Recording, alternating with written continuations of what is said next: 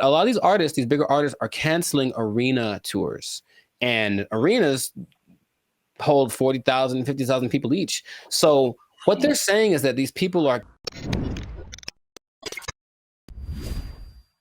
What's going on, everybody? I'm Jericho, and this is Zap, and we are the now 8-time international award-winning pop hip-hop duo Bandit Future. We make clean, fun music that everyone can listen to with a sound that is uniquely Californian. And right now, you are tuned in to the Life's a Circus podcast, where we talk about things that are funny, interesting, and the straight ridiculous. So before we get into this thing today, make sure to like, subscribe, comment, and share this video with at least 2 people who are afraid that live music is dying, man. They're afraid that it's not going to be a thing in the future. A word? There's a lot of things that are going down. I got some news. I got some things to share with y'all. Prices are high and artists are canceling tours. We got to figure out what's going on. Is the sky falling? Who knows? But make sure to stay tuned to the end, because I do have a tip for all of you that do enjoy live music and you want to see it on the cheap. Okay. So have you heard? No. About the times of no. Our buddy J-Lo. No, she my buddy. I don't know about you. All right. Well, here's the thing. It's not looking too great for her at the moment. She just canceled her world tour. Just canceled it, right? And they say it's because of a lot of different factors, but one of them being ticket prices. It's just like, how much do you want to spend to see a person that's, she's a good performer. Singing's not her thing exactly, right? But what seems to be happening is that there are more artists that are canceling tours lately, and it's starting to become like, what's going on? So I got some stats for you. And basically, I think artists are hoping to have something along the lines of what Taylor Swift is experiencing. Her Eras tour is doing very well. And let's see.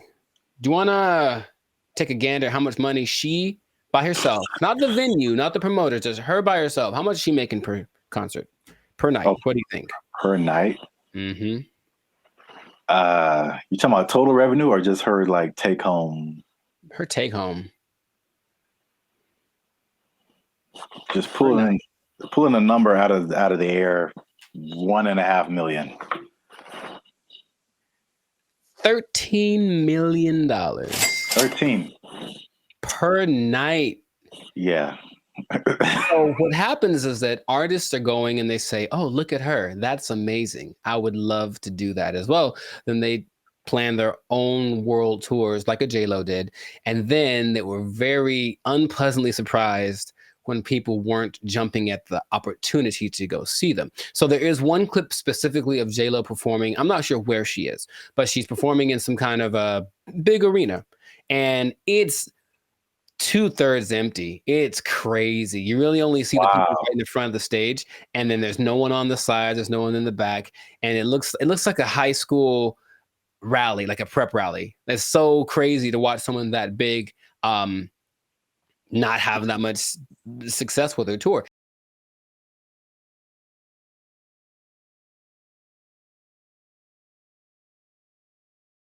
The thing about the J-Lo thing specifically, before getting some other acts, that a lot of people are saying that she was never established as an artist because of the love of her music or her personality or anything. It's more like she was one of those, let's use the word plant in the kind of unfair sense. I think anyone that's famous has worked really hard to get where they are. But let's just say she was put in a position to be successful because people remember she was a dancer in Living Color, and they may not know this, but she wasn't liked very much by the Wayans.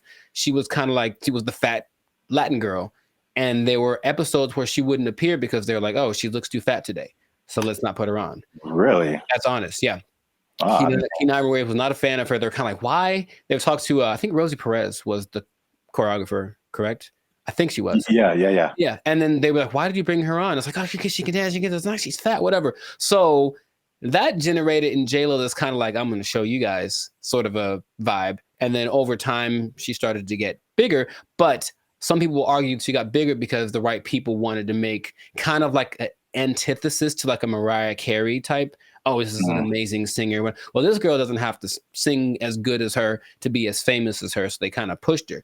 Now, I will say that when I saw her in Selena, I was like, yo, this girl's got some acting. Good Lord, she's crazy and she's beautiful, and that helps a lot. And she came around the era where it was kind of like more socially acceptable to have a little more full figure. But that is all to say that whatever that was being used to I guess generate her fame or to water her if she's a plant, that people aren't doing it anymore. And so there was never that real connection to her in the first place. It was just she was always in the public spotlight. So it's like, oh, I guess I like her. Remember, on a lot of her records, there was arguments that she didn't sing on most of it. It was Ashanti, and it was some other girl whose name I forget, but it wasn't like, you know, they don't really hide it. Like when you listen to the records, it's like, wow, it's not even her on the chorus. That's crazy. But they were like, that's fine. We'll roll with it. So now that's kind of wearing off. So she canceled it. She said for personal reasons, she's so sad.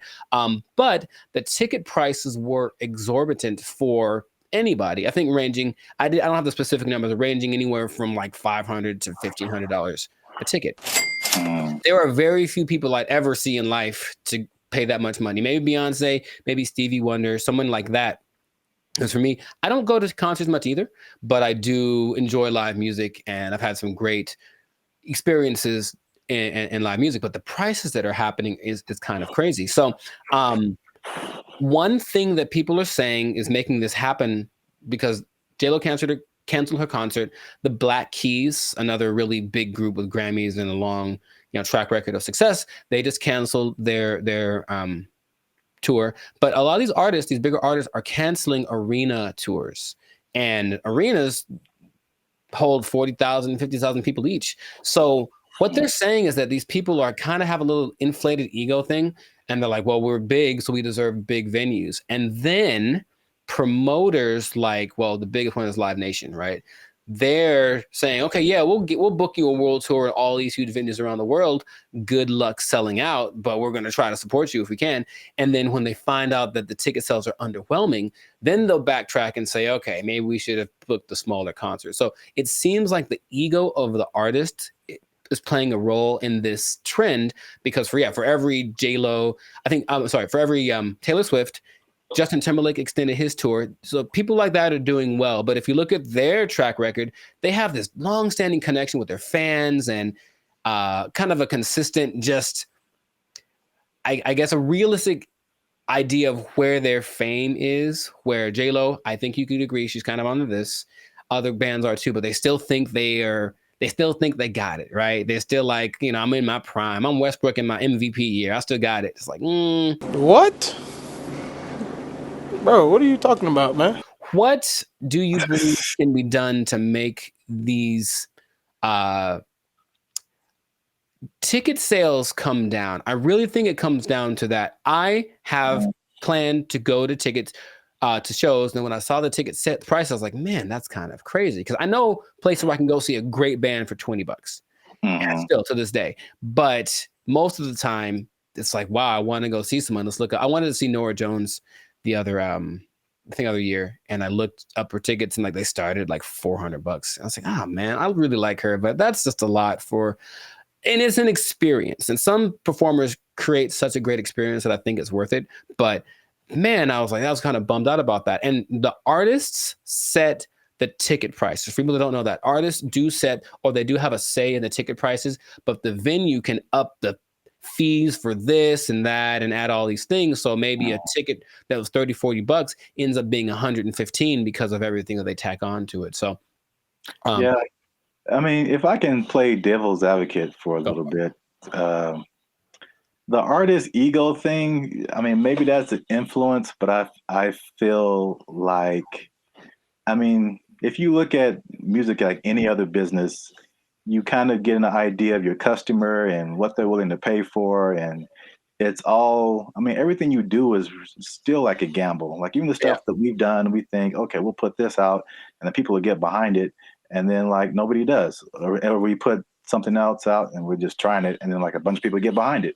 And so like for like J-Lo and all these other people, who still have some visibility, they maybe their numbers or their social media or their streaming numbers or record sales or something says that, okay, we can probably do this many people in an arena. And then it doesn't happen. So I don't think it's necessarily completely all the artists' ego. I think they're all just taking a chance on live touring, and J Lo is kind of weird because I don't really think of her as a plant, but I did think of her as like she's like just okay in terms of like in comparison. Of course. Like in comparison to like the Beyoncés of the world, and like where would you rank J Lo? But she's, especially with her TV shows and stuff like that, she's kind of been visible. She's a name. Like I can see how she would expect. 17th highest grossing artist of the 21st century as far as tours.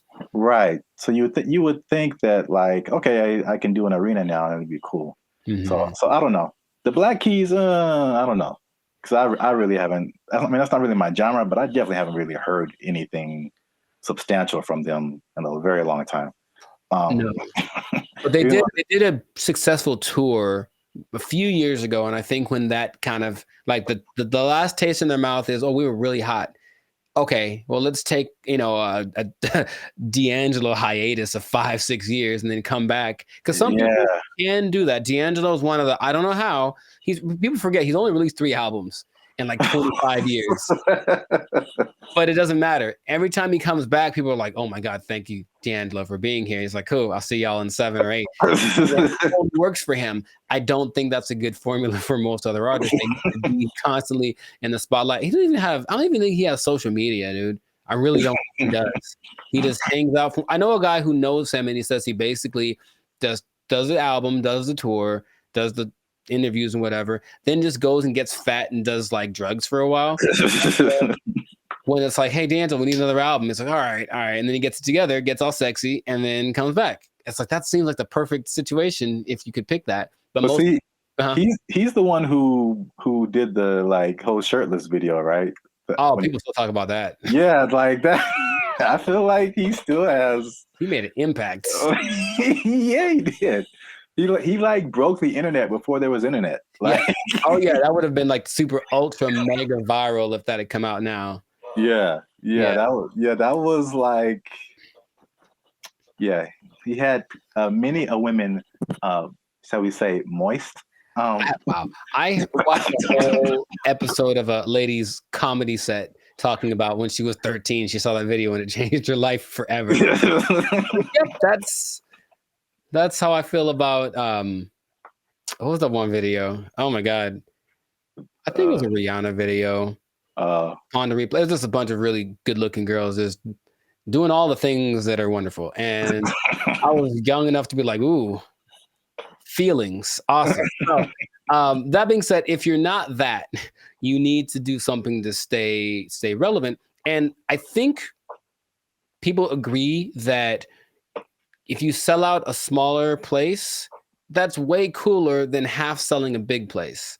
They took our jobs! They took our jobs!